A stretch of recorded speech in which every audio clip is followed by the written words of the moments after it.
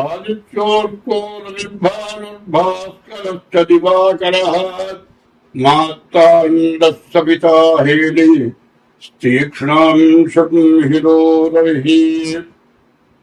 2026 సంవత్సరం జూన్ నెల 2వ తారీఖు రోజున గురువు మిథునం నుండి కర్కాటకాన్ని మారుతాడు.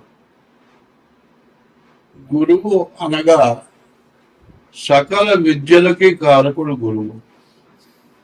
గురువు ఎప్పుడు కూడా ఎవరిని దండించే స్వభావం కాదు. అనవసరంగా ఎవరిని బాధ పెట్టడం, ఎవరిని ఇబ్బంది పెట్టడం అటువంటి పనులు గురువు చేయడు.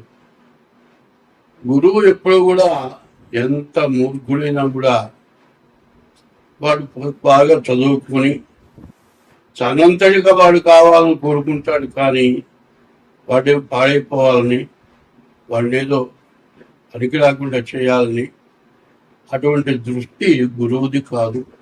ఆ స్వభావమే కాదు. కొంతమందికి కొన్ని స్వభావాలు ఉంటాయి.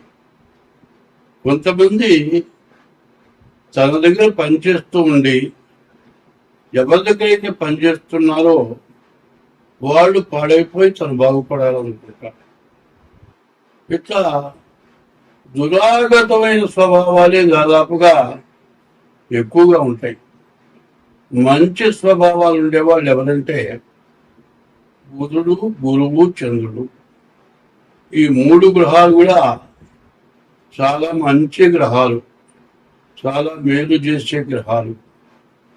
ఇప్పుడు మిథునం నుంచి కర్కాటకానికి గురువు మారాడు. కర్కాటకానికి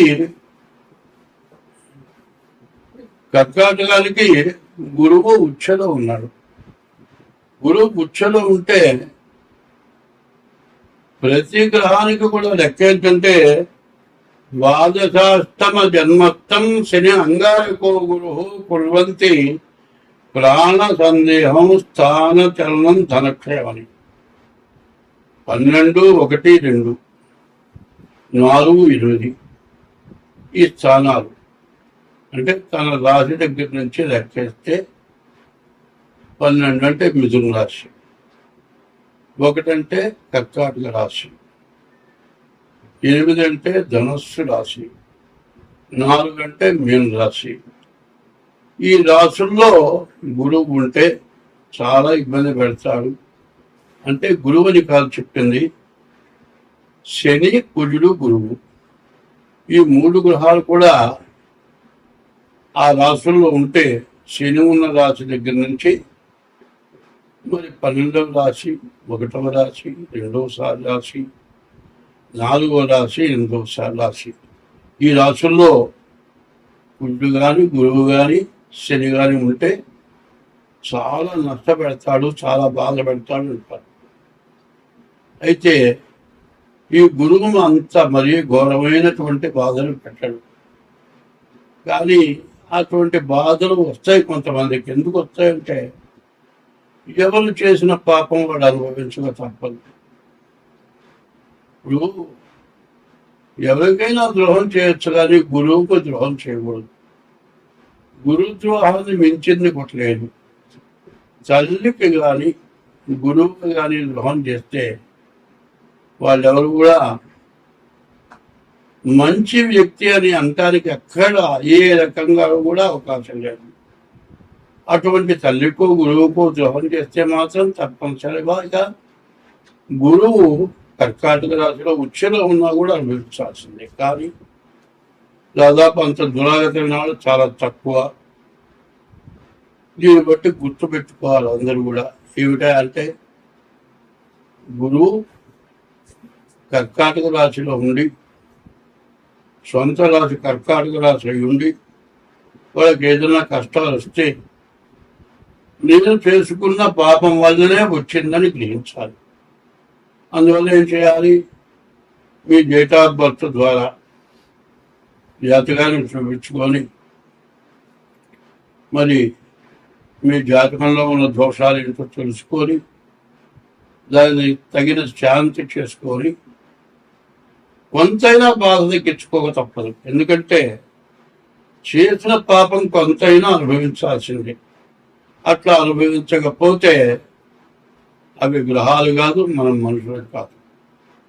గ్రహము, ఆ గ్రహాన్ని మనం పూజిస్తే అనుగ్రహము మన ఎందు అనుగ్రహం కలిగి ఉంటాయి ఆ గ్రహాలు. అదే కనుక మనం ఎటువంటి దోషం ఉన్నా కూడా ఏం చేయకుండా ఉంటే ఆగ్రహము, గ్రహానికి 3 రకాలు ఉన్నాయి. గ్రహం, ఆగ్రహం, అనుగ్రహం. అవి ఆగ్రహిస్తే మనం ఎందుకో తట్టుకోలేము. ఇవన్నీ కూడా 8 గ్రహాలు కూడా అష్టదిక్కులు చెప్పాలంటే 8 దిక్కుల్లో ఉన్నాయి. మధ్యలో సూర్యుడు నవగ్రహ మండపంలో కనబడుతుంది. ఈ దోషాలు ఇట్లా ఇబ్బంది పెడతాయనేది తెలుసుకోవాల్సిన అవసరం ఉంది. అంటే ఈ జూన్ నెల 2వ తారీఖు వచ్చినటువంటి గురువు సంవత్సరం పాటు ఉంటాడు. వచ్చే సంవత్సరం 2027 సంవత్సరం జూన్ నెల వరకు కూడా 1 సంవత్సరం పాటు ఒక రాశిలో గురువు ఉంటాడు. ఈ సంవత్సరం కూడా మరి సుఖపడాల్సిన టైమో కష్టపడాల్సిన టైమో మీరు ఆలోచించుకోవాలి. మరి అష్టమం 8 గంట ఉండగా ప్రాణకంట కూడా అంటారు. అయితే ప్రాణం మాత్రం తీయడు. పొలాలను తీసుకున్నంత బాధ కలుగుతుంది. ఎక్కడన్నా అప్పులు ఉంటే తీర్చుకోవాలి, ఇంట్లో తిండికి జరపాలి, ఎవరికి అవసరం వచ్చిన వాళ్ళకి తప్పదు. పిల్లలు చదువుకుంటున్నారు, వాళ్ళ ఫీజులు కట్టాలి, మరి ఇంట్లో తిండికి గడపాలి, అప్పు చేసిన వాళ్ళకి అప్పు తీర్చాలి. ఇవన్నీ కూడా సమస్యలే.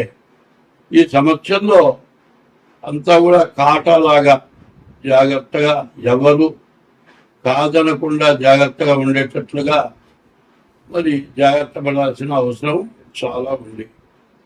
కాబట్టి ఈ గురువు, జన్మంలో ఉన్నటువంటి గురువు ఎప్పుడు మేలే చేస్తాడు, అది మాత్రం నికరం. మరి ముందు కర్కాటకం చెప్పుకున్నాం, తర్వాత సింహరాశి చెప్పుకోవాలి. ఈ సింహరాశి పరిస్థితి చెప్పాలంటే చాలా కష్టదాయకంగా ఉంది. సింహరాశికి 12వ అష్టమంలో, సింహరాశికి అష్టమంలో శని ఉన్నాడు. సింహరాశికి ద్వాదశంలో గురువు ఉన్నాడు. సింహరాశికి అష్టమంలో శని, ద్వాదశంలో గురువు. ఇది చాలా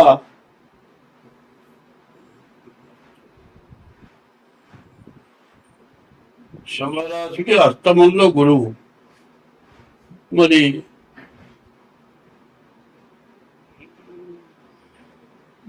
పన్నెండింట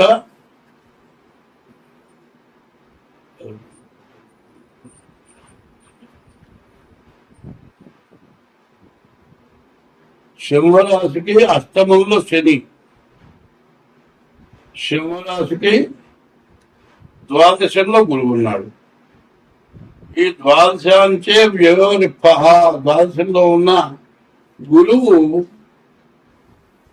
ఖర్చు విపరీతంగా పెంచుతాడు. రూపాయి పెట్టాల్సిన చోట 100 పెట్టాలి. అనవసరమైన దండగమారి ఖర్చులు పెట్టేస్తాడు. అష్టమంలో ఉన్నాడు గురువు, ప్రాణ కంటకుడు. ఈ కర్కాటక రాశికి ద్వాదశంలో గురువు, అష్టమంలో శని. చాలా కష్టదాయకంగా ఉంటుంది, చెప్పడానికి వీలు కానిటువంటి బాధలు ఎక్కువగా సింహరాశికి కనపడుతున్నాయి. ఈ సింహరాశి వాళ్ళు కూడా ఇది గోచారం కరెక్ట్ ఉన్నా కాదు తెలుసుకోవాల్సిన అవసరం కూడా ఉంది. ఎట్లా మరి గోచారం అనేది వీరు పుట్టిన తారీఖు, నెల, సంవత్సరం, టైమును బట్టి 2026 సంవత్సరం జూన్ నెల మేషరాశి ఫలితాలు చెప్తున్నాం. 2026 సంవత్సరం జూన్ నెల 1వ రాశి మేషరాశి. ఈ మేషరాశికి వచ్చేప్పటికల్లా కుజుడు, గురువు, శని ఈ 3 గ్రహాలు బాగాలేవు. కుజుడేమో 1 ఉన్నాడు, శనివేమో ద్వాదశంలో ఉన్నాడు, గురువేమో 4 ఉన్నాడు. ఈ అంకెల్లో ఉండకూడదు. ద్వాదశాష్టమ జన్మస్థం శని మంగారకో గురు కుర్వంతి ప్రాణ సందేహం స్థానచలనం దక్షయ. ఉన్న చోటు నుంచి మారి వెళ్ళిపోవాలి. ఇంట్లో కావచ్చు, చేసే ఉద్యోగంలో కావచ్చు, వృత్తిలో కావచ్చు. స్థానచలనం, ధనక్షయం, డబ్బులు విపరీతమైన ఖర్చు, చేసే పని లేకపోవటం, ఆదాయం లేకపోవటం, బ్రతుకు దిగో కష్టం అవటం. ఇది కాకుండా ఊరికినే అన్నం తింటే ఇంట్లో కుటుంబం భోజనం చేస్తే ఏ ఇబ్బంది లేదు. చిన్న జ్వరం వచ్చింది అనుకోండి, ముందు డాక్టర్ దగ్గరితే ఫీజు, మరి మందులు, తర్వాత రక్త పరీక్షలు, ఇట్లా రకరకాలైన విపరీతమైన ఖర్చులు. ఏ చిన్న వ్యాధి వచ్చినా కూడా విపరీతమైన ఇబ్బందులు. ఈ టైంలోనే అన్ని రకాలు వస్తాయి, సమస్యలు బాగా పెరిగిపోతాయి. అయినా ఇట్లాంటి టైంలో పిల్లలు బాగా చదివి మరి ఏ బీటెక్ అయిపోయి విదేశాలకు వెళ్ళి చదవడానికి మంచి తగినటువంటి మార్కులు వచ్చి పంపించడానికి అవకాశం వచ్చి అవకాశం లేక పంపించడానికి ప్రయత్నం చేసేవాళ్ళు ఉంటారు. కానీ ఈ రాశి వాళ్ళకి అటువంటి పరిస్థితి వచ్చి కూడా మరి డబ్బు దొరక్క చదువు మాన్పించి చివరి దాకా వచ్చి సిద్ధాంతం ఉంటారు. ఆ సిద్ధాంతం ఎట్లా ఉంటుందంటే అంచనా పెట్టారు, తినకుండా వెళ్ళిపోవాల్సి వచ్చింది. అట్లాగే అంతా చదువుకున్నాడు, చివరి చదువు కాస్త అయితే అతను మంచి సంపాదన, విదేశాల్లో మంచి ఉద్యోగం వస్తుంది. అటువంటి పరిస్థితుల్లో చదువు ఆగిపోతే వాడి జీవితం వ్యర్థం అయిపోతుంది.